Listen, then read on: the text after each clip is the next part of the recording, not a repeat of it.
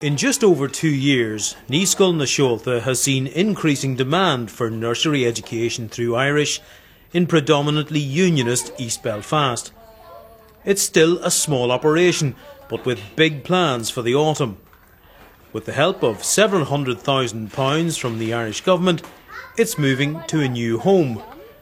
And it hopes to start integrated primary education as Gaeilge in September, offering the equivalent of a junior infants class. But with just 7 or 8 pupils expected at first, there'll be no formal funding. Well, it's a big move. Obviously, financially, we're going to have to carry this ourselves for a few years, and that's that causes a few sleepless nights.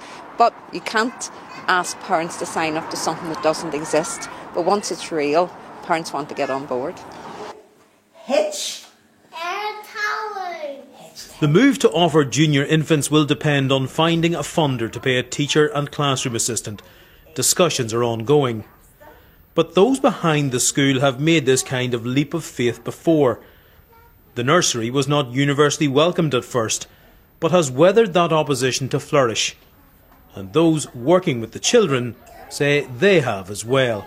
So our children are going home with a range of vocabulary, and they're able to point out to their parents and maybe their grandparents, objects around the house, that they have this superpower, they have this knowledge, really, that isn't always within, that isn't always within the home. So it's a great confidence booster. The drive is on to get parents to sign up for the new service.